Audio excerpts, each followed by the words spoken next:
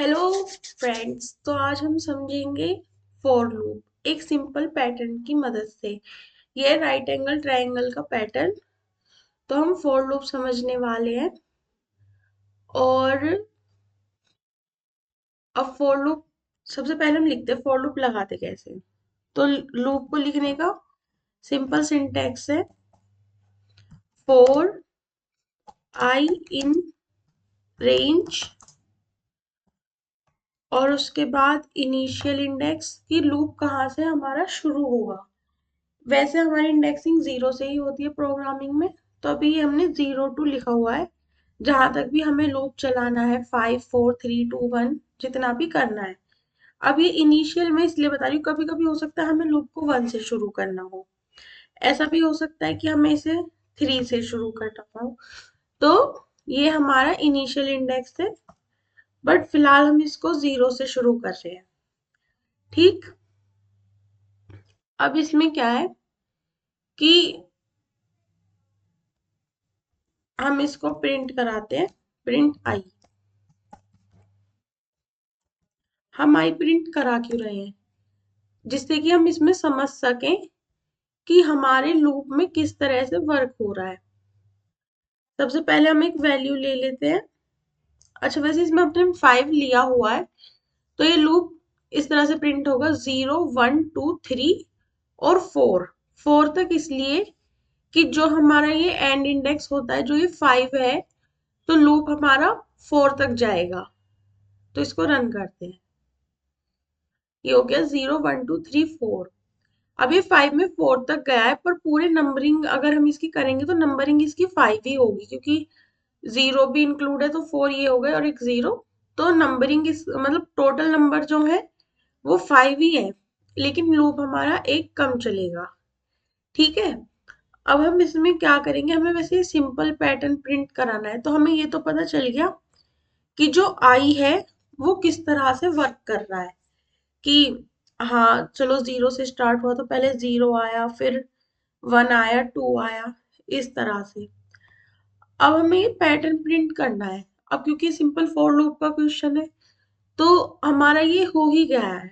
अगर हम देखेंगे तो हमारी आई की वैल्यू स्टार्टिंग में 0 आ रही है, फिर 2 वो सॉरी 1 आ रही है, 2 3 और 4। और जो हमारा पैटर्न है उसमें हमें सबसे पहले एक पैटर्न मतलब एक स्टार प्रिंट करना है। देन सेकंड स्टार प्रिंट करना है, फिर 3 स्टार प्रिंट करने हैं, और फोर्थ लाइन में 4 स्टार प्रिंट करने हैं, और 5 में 5 स्टार प्रिंट करने हैं। उसके बाद अब इसको हम देखा जाए तो फर्स्ट लाइन में 0 आ रहा है, पर अगर हम यहाँ से देखेंगे तो हमारा पैटर्न आई में ही आ चुका है कि यहाँ 1 है, 2 है, 3 है, 4 है। इट इज लाइक कि अगर मैं इन सबको 1 से मल्टीप्लाई कर दूं, यानी 1 into 1 1 आ जाएगा, 2 into 2 सॉरी 2 into 1 2 आ जाएगा, 3 into 1 3, 4 into 1 4। तो इसी तरह से हम इसमें स्टार कर देंगे। जैसे कि ये आई है, आई को ही अगर मैं स्टार से मल्टीप्लाई कर दूं तो हमारा पैटर्न ही आ जाएगा, मल्टीप्लाई स्टार।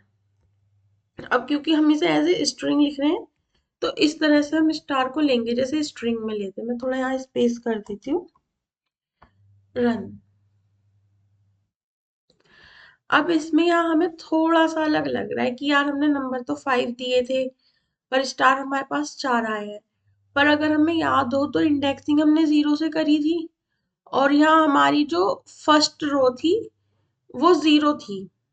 तो अब यहाँ पे नंबर जो 0 आया, और इसने जब यहाँ आई की वैल्यू जो 0 थी स्टार्टिंग में उसको स्टार से मल्टीप्लाई किया, तो यहाँ 0 ही आ गया।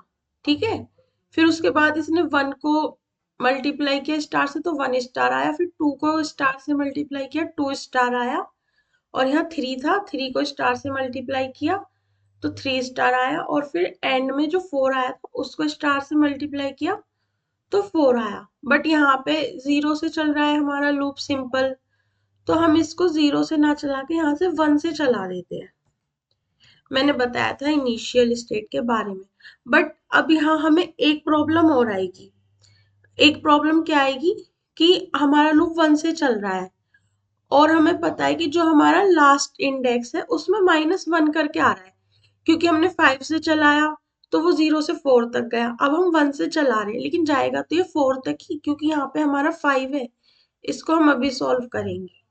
पहले इसको देख लेते, तो ये यहाँ पे ठीक हो गया क्योंकि 1 से चलाया हमने तो 0 वाली लाइन ही यहाँ से चली गई है। पर हमें 5 चाहिए क्योंकि अगर हम कोई वैल्यू 5 दे रहे तो वो 5 तक आना चाहिए।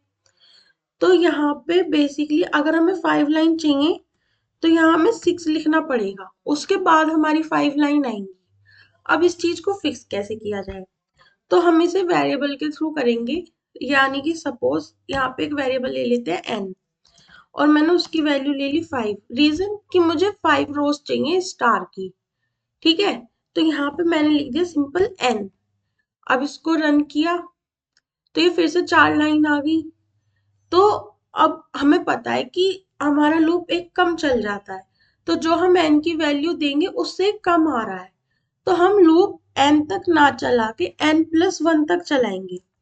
अब उससे होगा क्या, अगर हम n की वैल्यू 5 दे रहे हैं तो ये ऑलरेडी यहाँ पे 6 आ जाएगा, और क्योंकि लूप एक कम चलेगा तो वो 5 तक ही चलेगा।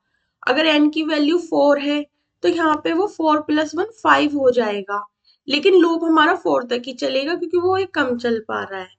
तो यहाँ पे हम यूजर से ही इनपुट ले लेते हैं, इंट इनपुट। अब ये इंट इसलिए क्योंकि जो हमारे ये नंबर्स है वो इंटीजर होते हैं, तो हम इसको इंट करके ही लेते हैं। यहाँ हम लिख लेते हैं एंटर नंबर। वैसे हम इसको नेस्टेड लूप से भी प्रिंट कर सकते हैं, पर वो सिर्फ मतलब ये एक इजी वे है, एक ही लूप से प्रिंट हो रहा है। पर अगर हम नेस्टेड लूप का कंसेप्ट सीखेंगे तो हम इसको फिर आई और जे दो लूप चलाकर करेंगे। तो रन करते हैं। अब यहाँ हम कोई नंबर ले लेते हैं, बड़ा नंबर ले लेते हैं जो हमने ट्राई नहीं किया, 7। एंटर किया तो अब इसमें 7 रोज ही आई होंगी, 1 2 3 4 5 6 7, देखा तो 7 रोज ही आई हैं इसमें। अब आ, हाँ तो ये इतना ही था। इसके अलावा हम इसमें कुछ और कर सकते हैं, तो वो ये है कि अगर हम स्टार्टिंग इंडेक्स ना दे तो क्या होगा, ये ऑटोमेटिकली फिर 0 से चलेगा। बेसिकली अगर ये 0 से चलेगा तो क्योंकि ये स्टार है तो ऊपर एक खाली लाइन और आ जाएगी 0 वाली। अगर इसको रन किया तो इसको यहाँ मैं 5 ही ले लेती हूँ, वो थोड़ा समझने में इजी होता है।